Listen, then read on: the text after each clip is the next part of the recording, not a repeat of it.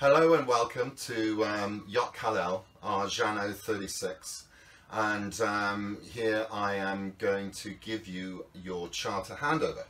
I'm going to work from the bow and work my way all the way through to the stern and point out everything as I go. So let's start in the forepeak.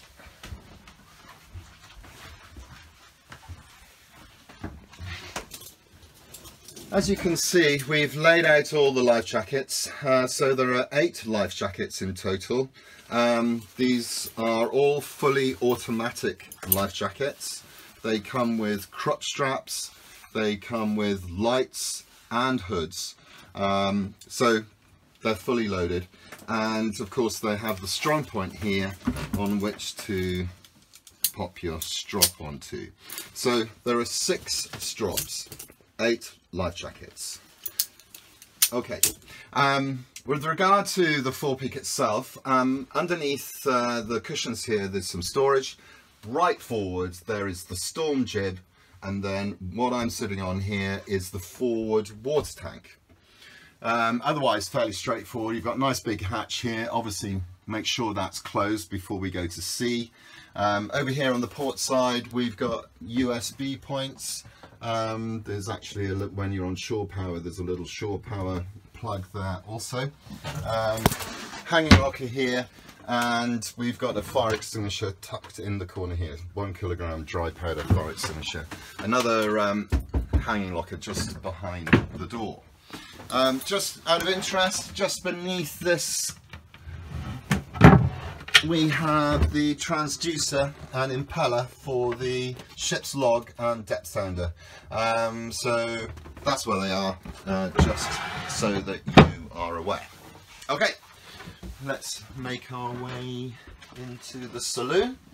Okay, let's start over on this starboard side. So underneath the cushions here, if I just pop those out of the way, you can see there are some engine spares here, so spare belts, spare fuel filter, spare oil filter and spare impellers in here.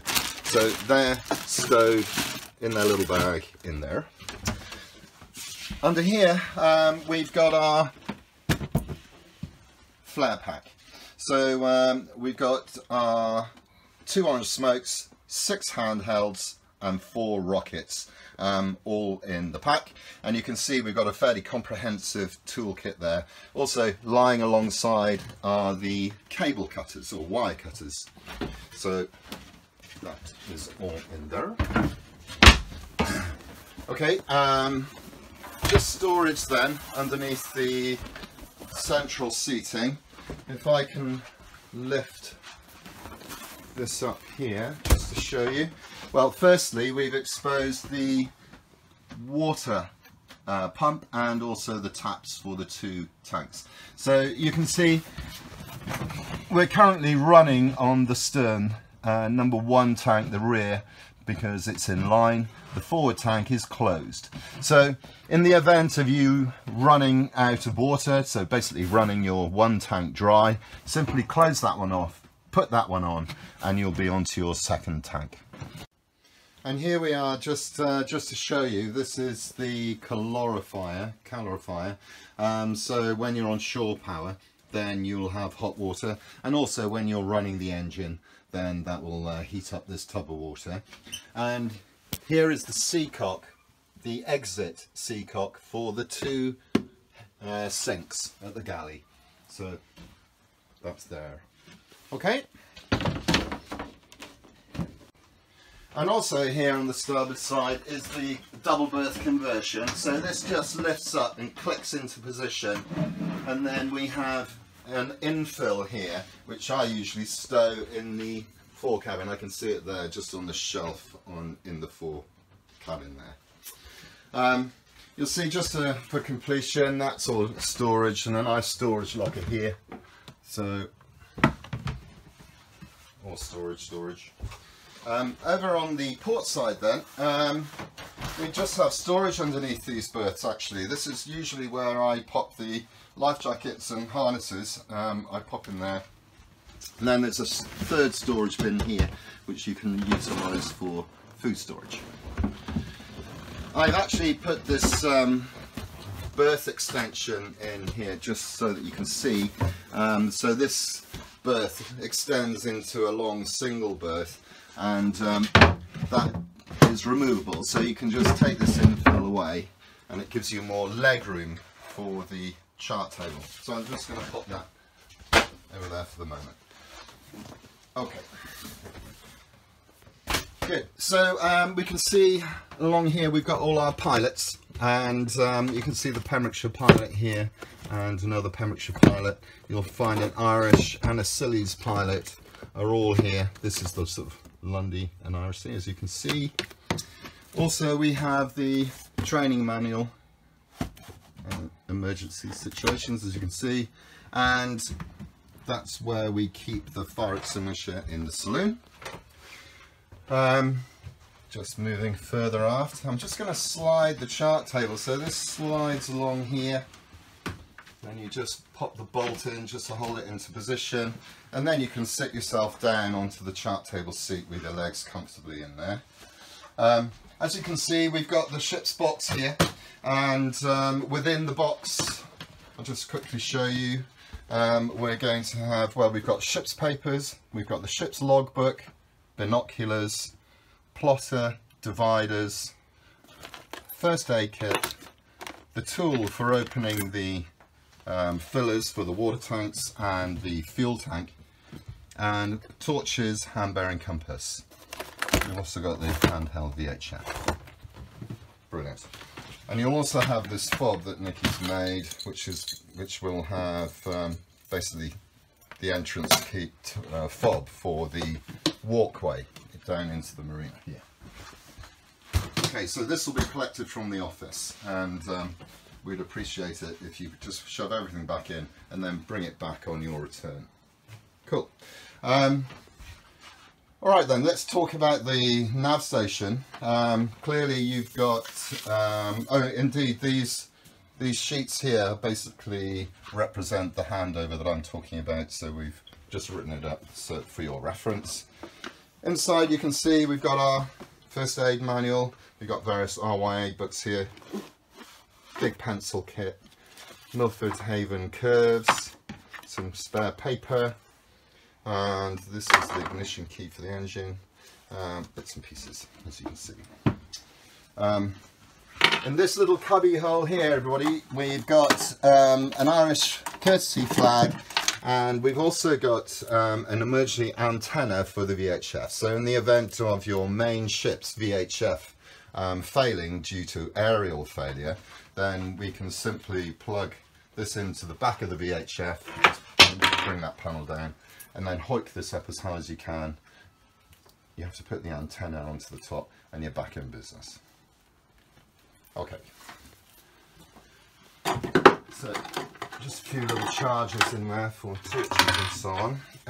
Under the chart table seat we've got a bosun's chair, we've got various spares and short pieces of line and so on.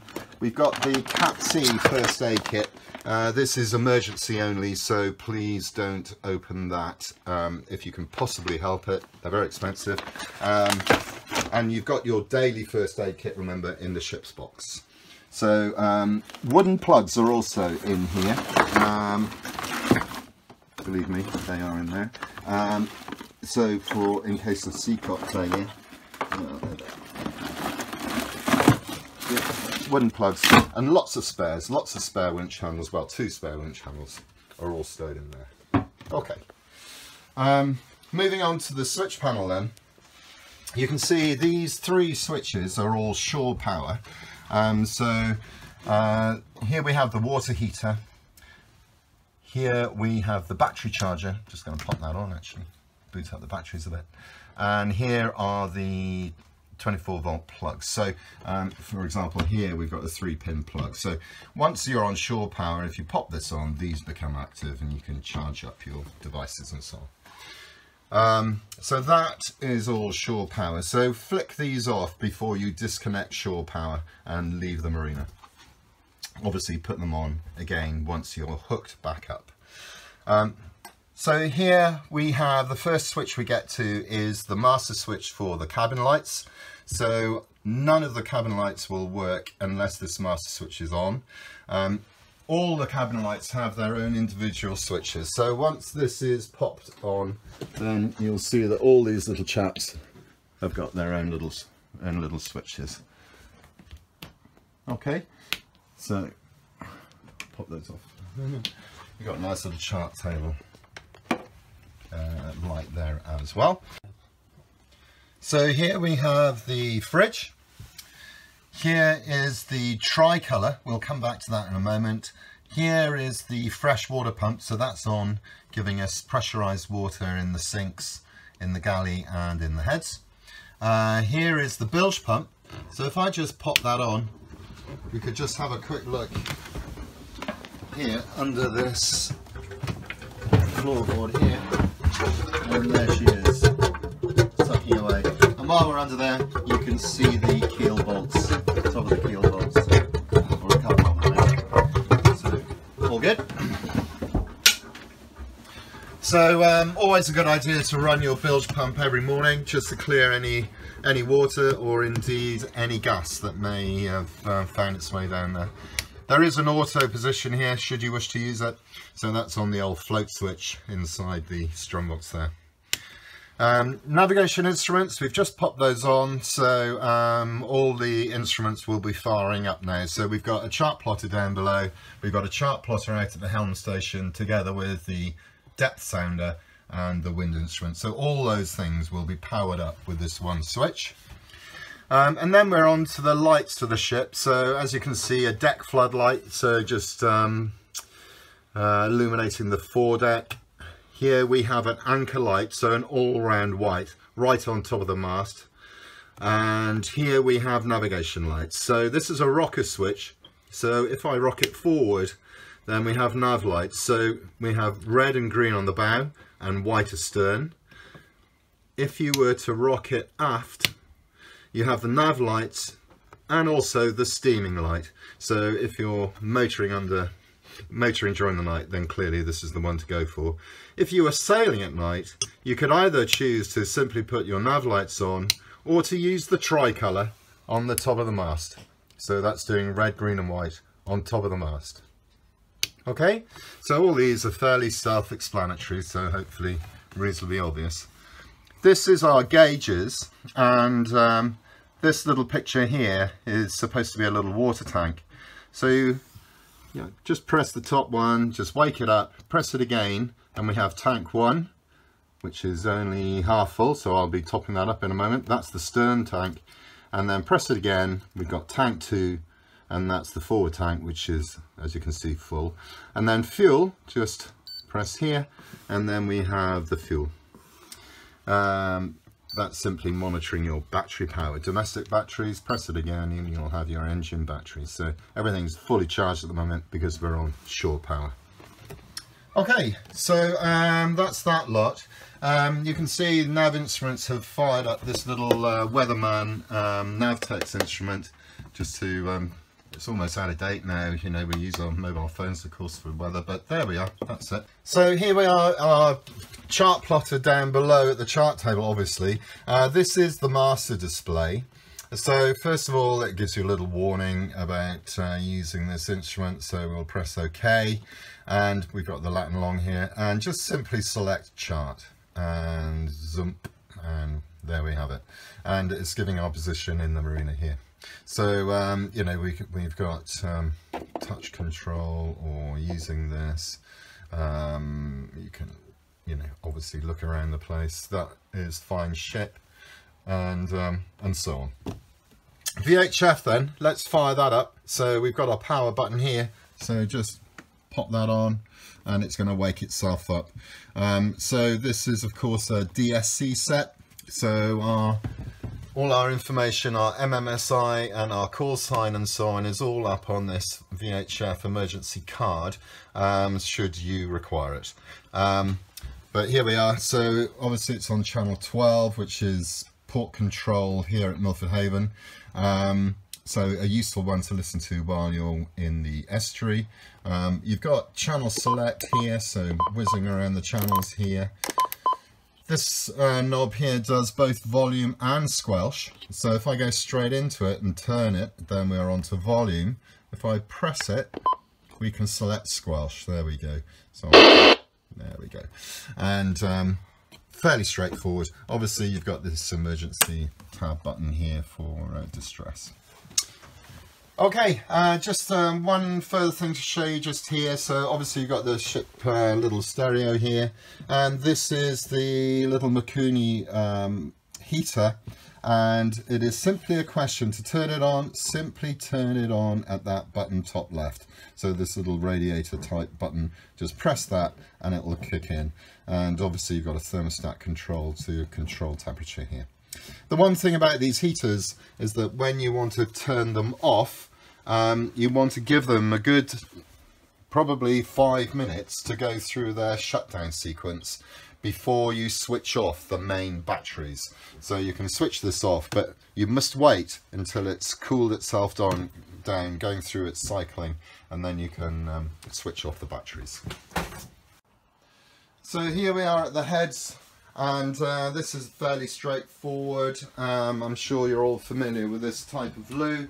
So you've just got the pump here to flush the loo, select the flush position, and away you go. So you want to give it a good, really good flush. Having flushed it all, push it back to the dry bowl position, you can see, and just pump it dry. Okay, I'm sure you're all familiar with this. Obviously don't put anything down the loo. Don't put any paper, anything of that description down the loo. Use nappy bags, and you'll find those behind the mirror. So this just comes down here, so you'll have nappy bags and loo paper, etc. there. So you've got the sink here. Obviously, what's important for you to be aware of are the Seacocks, which are located in this little locker here. So you can see this is the drain for the sink. This one is the drain for the shower in actual fact. And there's down here underneath, there's a Seacock, which is the inlet for the loo. Okay. Should you wish to use the shower, by the way, and you want to obviously pump it out, over here we have the little, hear it? There it goes. So that pumps out the shower tray. There's a holding tank behind there, not that you need to worry about that. What is important to understand is that the Seacock for draining the holding tank is just down here. So this is actually the exit for the loo. So the loo exits through the holding tank and then out. And I normally leave that open, so not utilising the holding tank, just goes straight to sea. But should you wish to, close it off there, then the holding tank will fill up. When you're at sea, you can then release it. Okay. Okay, here we are in the port aft cabin. Not much to show you in here really, other than there is a fire extinguisher tucked in the corner here. Obviously we got our USBs up here. No, we don't. We've got a 12-volt cigarette lighter here, and then 24-volt supply there. Hanging locker just here.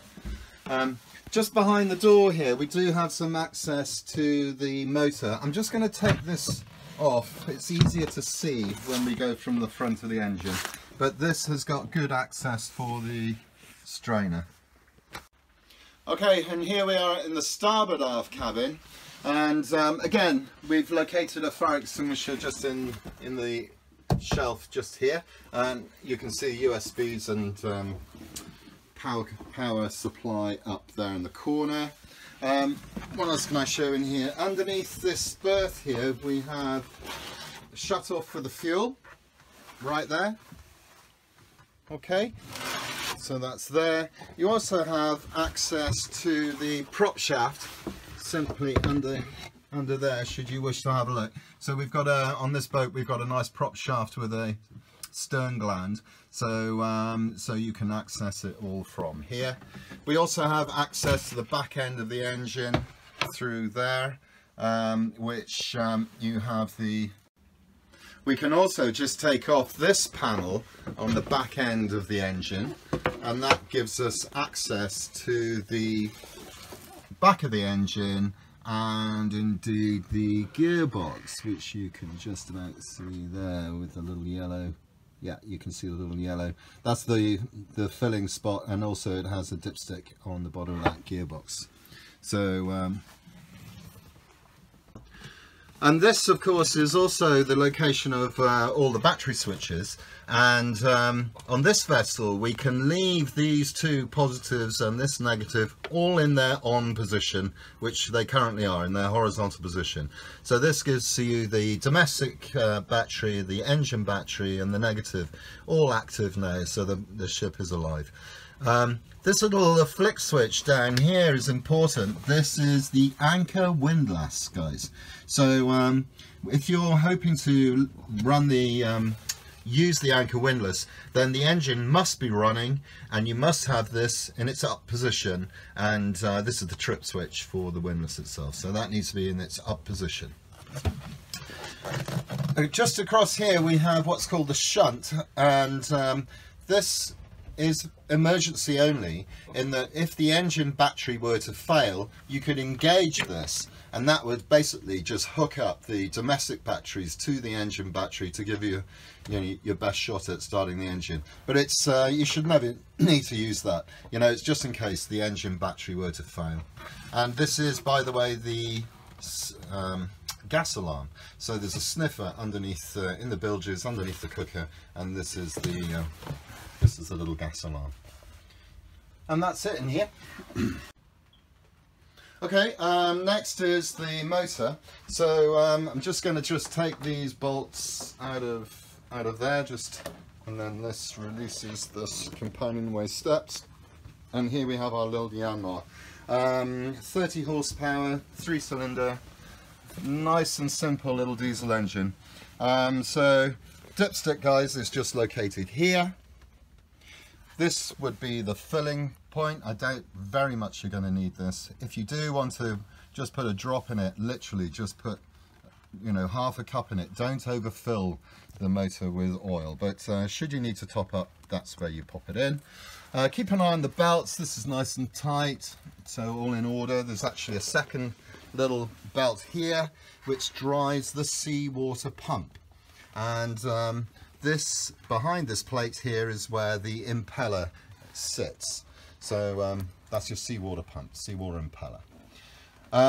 I just wanted to also show you this big strainer here. This is the big filter, the big seawater strainer. So should you notice the seawater beginning to fail, very little coming out of the exhaust, etc., then it's quite likely that you've picked up some muck in this strainer. So you simply take off the lid, take out the big basket which is inside, and obviously wash it out. So seawater coolant wise, you've got this big strainer, and then you've got the seawater impeller that we already just discussed. From a coolant point of view, then we have this expansion tank here, guys. So you just need to keep an eye on this, make sure this level is between full and low. It's about halfway there now, which is fine. We've got spare coolant, we have spare engine oil in the cockpit locker, which I'll point out in a moment. So that's your motor. Just for completion, guys, the Seacock for the coolant for the engine is actually just underneath this floorboard here, and there she is, look. Okay, so that's obviously open at the moment. So, and welcome to the galley. So here we are, we've got twin sinks here, obviously, hot and cold water on here. Underneath the galley we've got a couple of cupboards. We shove all the plates and bowls just tucked behind, cutlery, all the various cooking utensils, etc., and cleaning gear in there. And this cupboard across here is, well, you can see. Okay, Nice big fridge just here. Lovely job. I tend to leave this on during the day very quietly. You know, you can push this right down to sort of level 1 or so, and so it just ticks over during the day, and then turn it off at night. That's generally what I do. Just watch your batteries. They are pretty power hungry, so you know, I'm sure you're all aware of that. We got a fire blanket which is just located up here. Obviously cupboards for your bits and pieces, grill, etc. You can see the cooker. We've got a grill, we've got an oven, and the 2 burners. They're all on flame failure devices, I'm sure you're all aware, so you need to put the flame on, push it in, light, and then hold it in for a few seconds in order for the flame failure device to allow the burner to remain lit. And underneath the cooker, we've got pots and pans, and tucked right at the back is a gas tap. So should you wish to turn the gas tap off there, then you can. I tend to use the tap at the bottle, but nonetheless there's one there as well. Okay. Okay, so here we are on Kalel and we're outside. So I'm going to work from the stern this time and work my way quietly forward. So just starting right on the stern, you can see we've got a boarding ladder here ready to go in. That's usually just lashed on there. I'm going to do that in a moment. You've got a transom shower here, guys, so should you wish, you can have a freshwater shower out in the transom here. And this helmsman seat, if we lift that up, that is where we've got our 6-person life raft stowed. You can see you can just haul that out, kick it over the side, making sure that you attach the painter onto a cleat prior to releasing. So that is there. On this port side lazarette, if I lift that, you can see nothing much in there. To be honest, we stow all the fenders once we get going. They all sit in there quite nicely. You can see the shore power is just left in here, just hung up tidy there. And just behind this little plate is actually where the cabin heater burner is located. Okay, so just on this lazarette too is the manual bilge pump. So this one, you know, we've got, obviously we've talked about the electric bilge pump down below. We've got a manual bilge pump, as you can see here. So that one's there. Man overboard kit. Then we've got the horseshoe with a drogue and a light that flips over, and obviously that starts strobing away. On the starboard side we've got very similar horseshoe, light, and this one's also, we have the down buoy attached to this horseshoe. While we're here then, let's have a look at this outboard engine. So if I just whip that off, this is a 4-stroke 2.5 horsepower Honda, lovely job. You've got a fuel on off here on the side, so I'm going to put the fuel on like that. Okay, I'm going to give it some air, so open this up, and then I need to find the kill cord, which I've left somewhere. There it is. So obviously put this around your wrist or around your leg or whatever, and then that pops in there. Okay, you can see this throttle, the start position is just about there, so I'm just going to move this little arrow to the start position there, and for the first pull or two I'm going to give it some choke.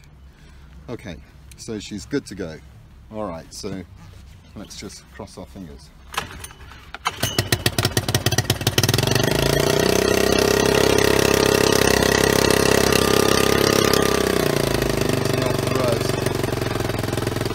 So these Hondas have a centrifugal clutch, so it basically means that there's no gear lever, it's all done on the throttle.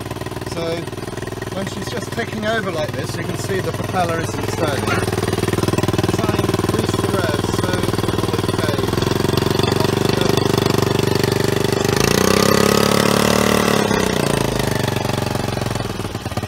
will very simple, yeah? So it's air cooled, so I'm happy to run it here, and neat little engine. Very simple, straightforward. Okay, I'm going to turn this off now. So I'm just going to remove this pill cord and off she goes. So just remember, stop the fuel again, turn it off on the side and pop the little cover back on. Happy days.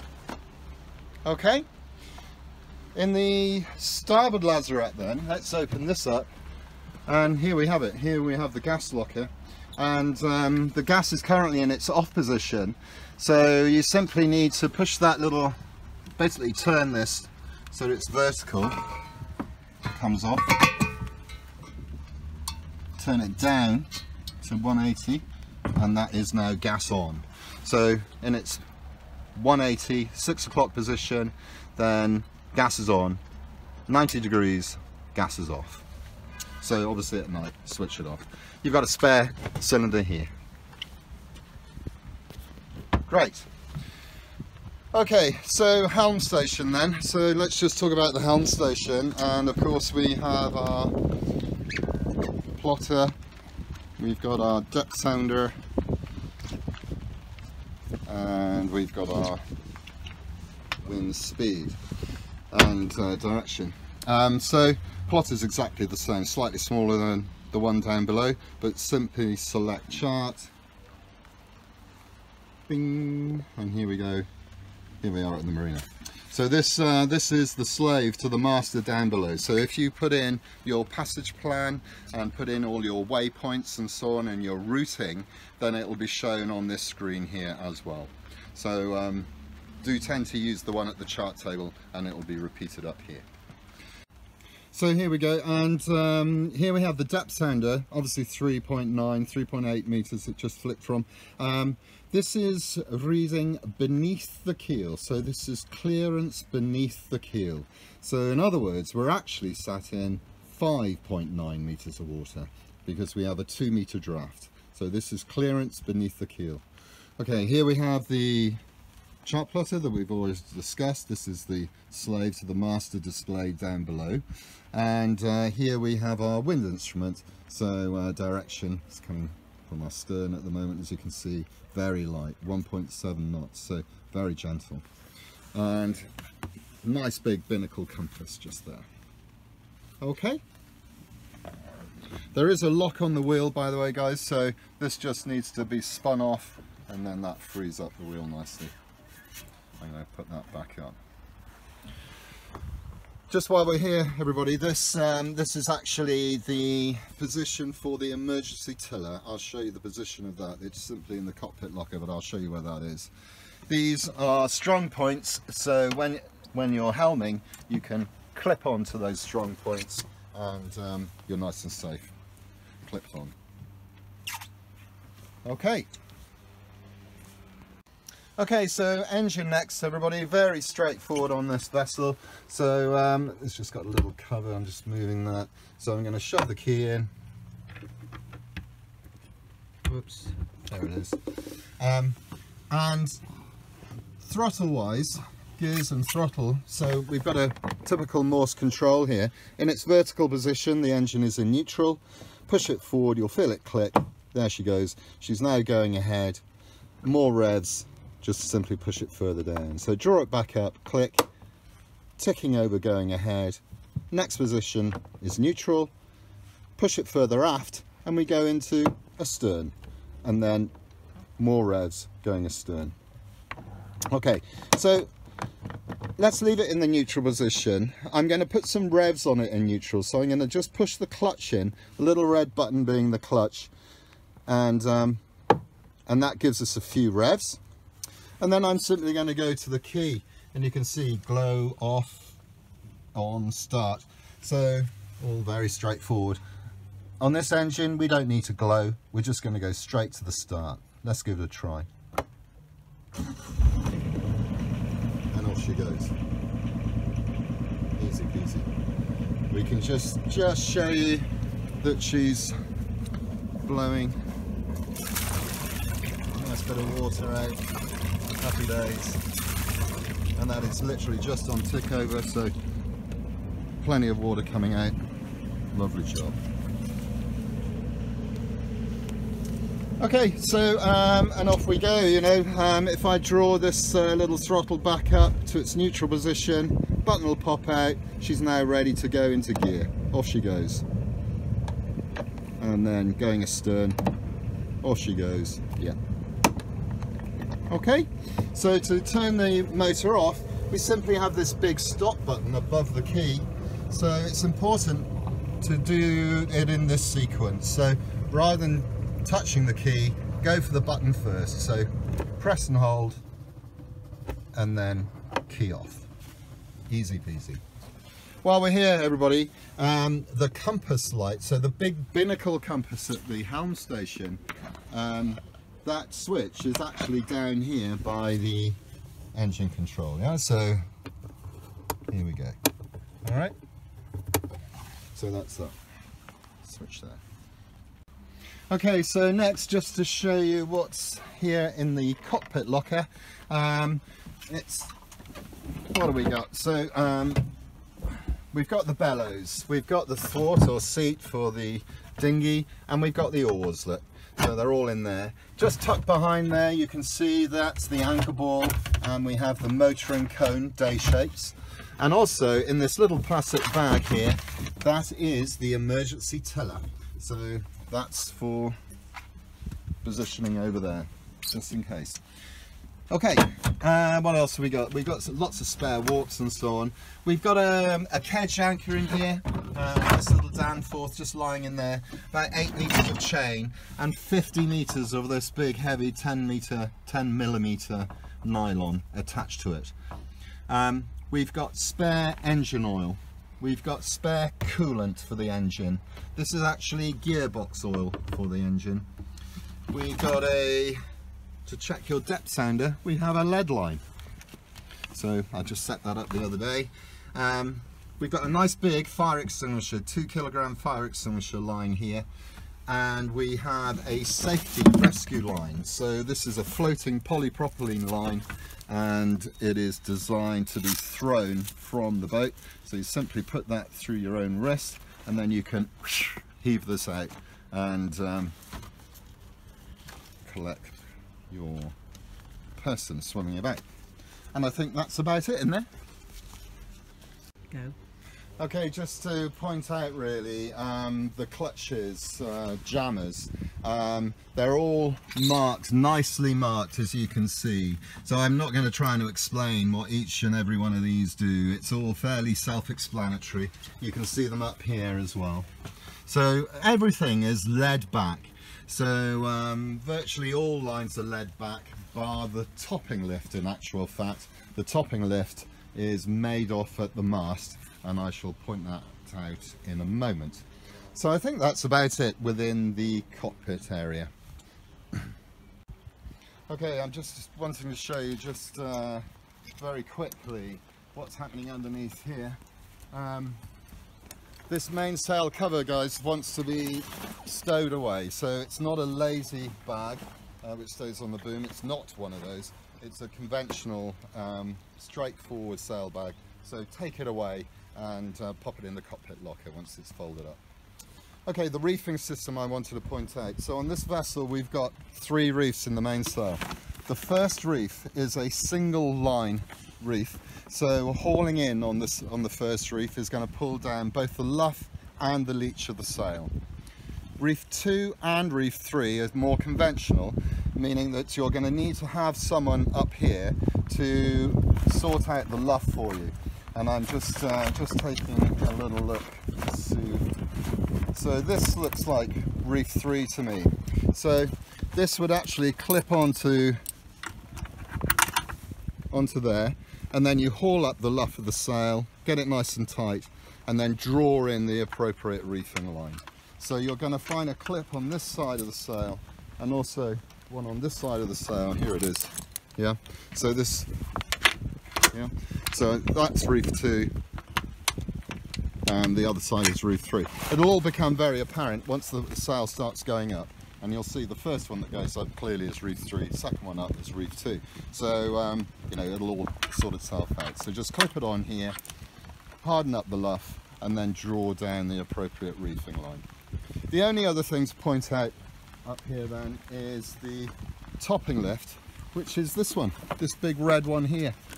You can see it on the end of the boom down the other end. So this one, nice and simple. Should you want to adjust the topping lift, it's all done from here. Okay. Okay. Just running forward then. Let's just have a quick look in the anchor locker. So